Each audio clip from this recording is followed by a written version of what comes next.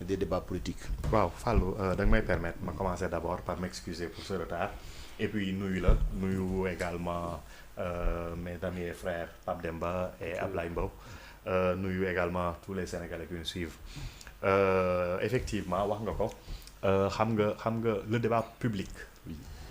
par essence et par excellence mi ngi war a am ci ñi nga xamante ne mooy peuple bi ñoom la dénk ay baatam muy les représentants du peuple mais également ñi nga xamante ne moom la dénk l'exécutif ñu war a doxal mbiru peuple bi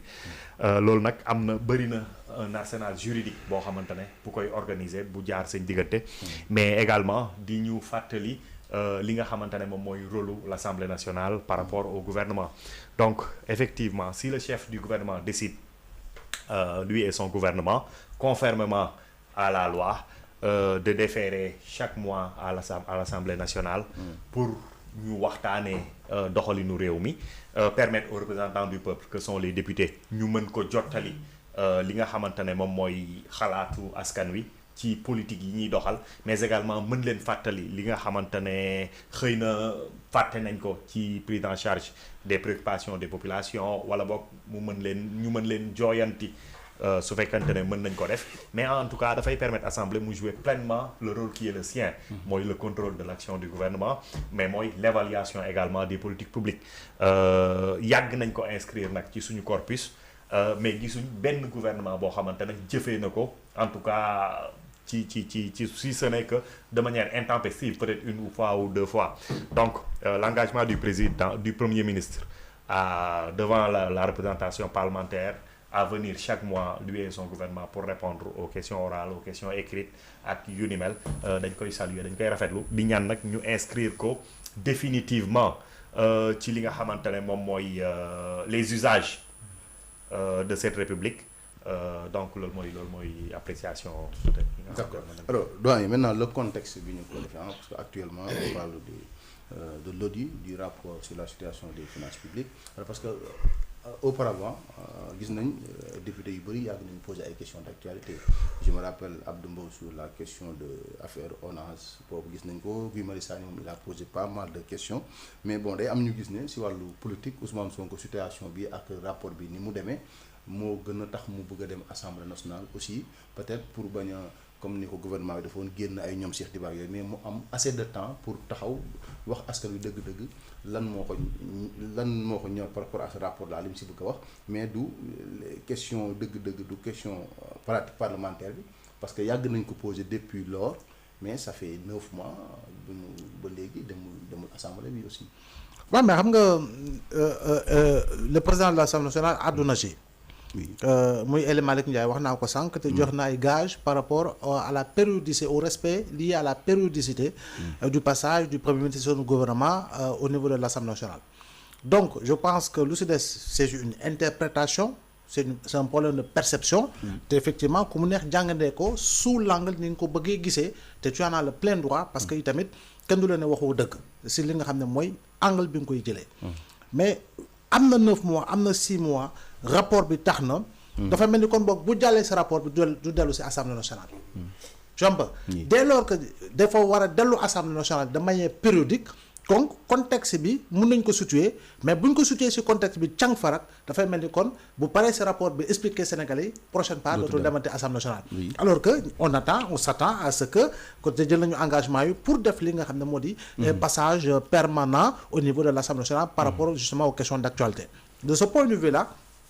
on se dit oui c'est également bon dans un contexte où le rapport d'audit de la Cour suprême le rapport de certification de la Cour suprême génne nañ ko voilà de la Cour des comptes autant pour moi génne nañ ko génne bi ñu ko génne dina tax ñu war ko see mën a interpeller xëy na mu àddu si lu gën a leer par rapport ak li nga xam ne mooy débat bi nga xam ne posé nañ ko ak li nga xam ne am na ñoo xam ne qui remettre en cause li nga xam ne mooy ni ñu koy waxatee je ne parle pas d'authenticité mais contenu réel du rapport parce que am na ñu koy remettre en cause. Oui les dignitaires de l'ancien régime. C'est tout à fait normal c'est de bonne guerre mais je pense que rapport yàgg naa génn musuñu ko remettre en cause. C'est pour véritablement comme qui dirait que magistrats yu nekk Cour des comptes en réalité c'est des bénévoles quoi ñu baal ma à la limite. Alors que c'est des magistrats respectueux, respectables, qui ont toujours fait leur travail, et ce sont ces mêmes magistrats qui avaient fait le rapport sur véritablement l'utilisation du fonds force Covid-19. ak yenn rapport yoo xam ne tegal nañ ko génne ko. Donc loolu moom je crois bien que c'est un débat boo xam ne ay nit la dañuy gis naaj baa ngi nii ñuy werante naan du naaj bi weer wi la. Donc je pense que ce n'est pas le plus important. Le plus important c'est le contenu du rapport et véritablement mu nekk loo xam ne ça a suscité un débat au-delà du Sénégal. Quand on fait un peu la revue tu verras que sur les plateaux de plusieurs télévisions en Afrique et ailleurs on en parle du rapport. Donc je pense que toog fii di ko werante on sait c'est des sénégaliseries en réalité. C'est des sénégaliseries tout simplement. Maintenant li rapport bi wax oui interpellation la à l'endroit du Premier ministre mu gën ko mën a leeral situation économique xam nañ ko mu gën ko leeral situation financière du Sénégal xam nañ ko mu gën ko leeral par rapport ak yoo xam ne xëy na dina si mën a addu dinañ ko interpeller sur des questions liées si ay wax yoo xam ne xëy na wax na ko moom Sénégalais di si xaar réponse l'affaire des 1000 milliards parce que je vois un de ses proches xaw ma ñingal tudd xaw ma ak yooyu qui en parle tout le temps peut-être que ce sera une occasion également pour gën ko mën a leeral leneen li si topp jàpp naa ko mooy que ni j'espère bien aussi que les anciens ministres de Macky Sall seront de la partie et en l'occurrence l'ancien premier ministre. Ouais, surtout. Ouais, gis nañ ne DPG voilà. par exemple. J'espère qu'il sera de la partie très sincèrement et pour man ce sera le lieu de poser le débat parce que moom si wàllu boppam annoncé woon na les kuréel en disant que les temps seront durs moom Amadou Ba waxoon na ko fi ne dina metti torop si kanam te joxoon na